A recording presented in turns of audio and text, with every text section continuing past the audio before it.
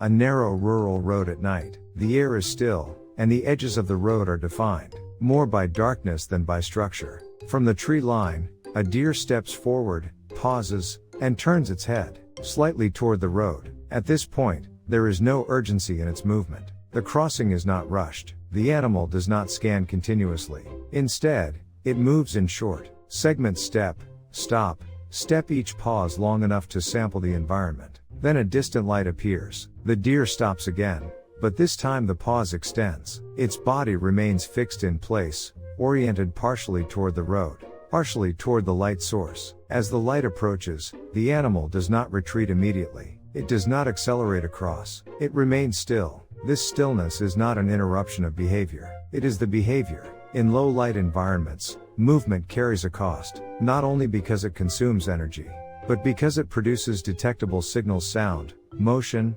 contrast. For an animal operating at the edge of visibility, remaining still reduces the number of cues available to potential threats. Deer move through these environments with a pattern that favors intermittent motion. Short advances are followed by evaluation periods. These pauses are not hesitation in the human sense. They are points where multiple environmental inputs are processed together: sound, scent, faint visual contrast. Under these conditions, stillness is a stable state. It allows the animal to remain partially concealed while gathering information. But the arrival of headlights introduces a condition that does not fit the usual structure of the environment. Artificial light at night behaves differently from natural light sources. Moonlight and ambient sky glow are diffuse. They do not create sharp directional contrast, and they do not advance rapidly across space. Their intensity remains relatively constant. Headlights, by contrast, produce a concentrated beam that expands and intensifies as it approaches. The direction of the light is fixed, and its movement is rapid relative to the animal's normal experience of environmental change. For the deer, this creates a conflict between two response tendencies. One tendency favors immobility under uncertain visual input. When a new stimulus appears, but cannot be clearly classified, remaining still prevents premature exposure. The other tendency favors rapid escape once a threat is confirmed. The difficulty is that headlights occupy an intermediate zone.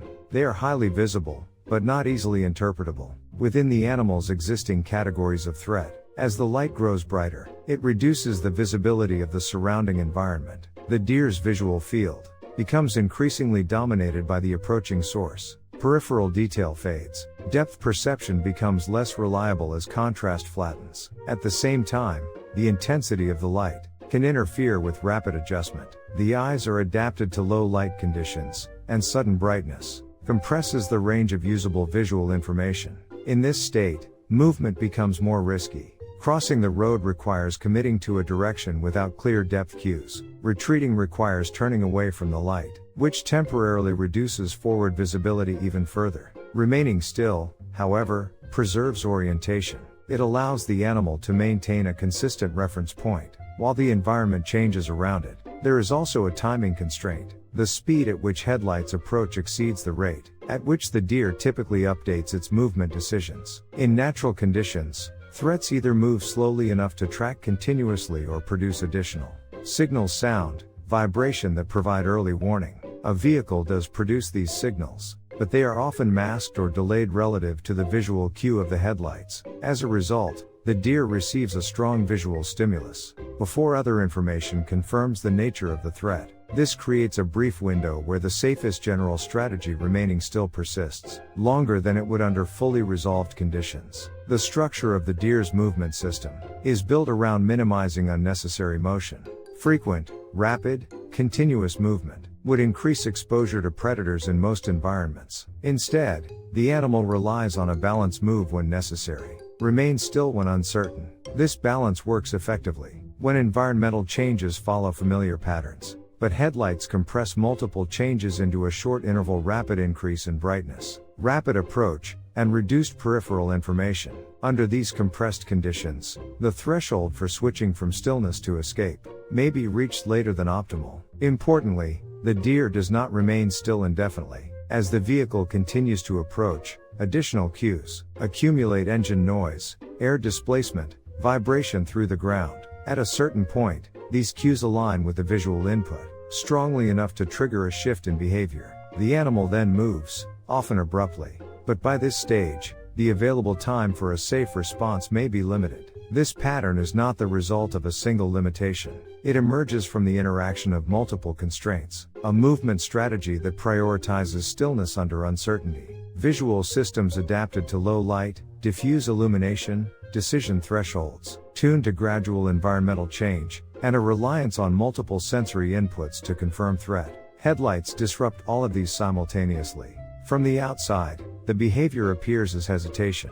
But within the structure of the animal's decision-making, it is a continuation of a strategy that is generally effective. In most nighttime encounters, remaining still reduces detection. It avoids drawing attention. It allows time for clarification. Only in the specific case of rapidly approaching artificial light, does this strategy lose its usual advantage. If the same deer were exposed to a different kind of stimulus, one that moved more slowly, or produced clearer early signals, the sequence would look different. The pause would still occur, but it would resolve earlier into directional movement. The key factor is not the presence of danger alone, but how that danger is presented over time. Back on the road, the light continues to advance. The deer remains in place for a moment longer, its body aligned with the edge of the beam. Then, as additional cues accumulate, the stillness breaks. It moves either forward across the road or back toward the trees, re-entering the pattern of step and pause that defined its movement before the light appeared. The behavior does not end with the headlights. It returns to the same structure, shaped by the same constraints, continuing to function in the environment that produced it.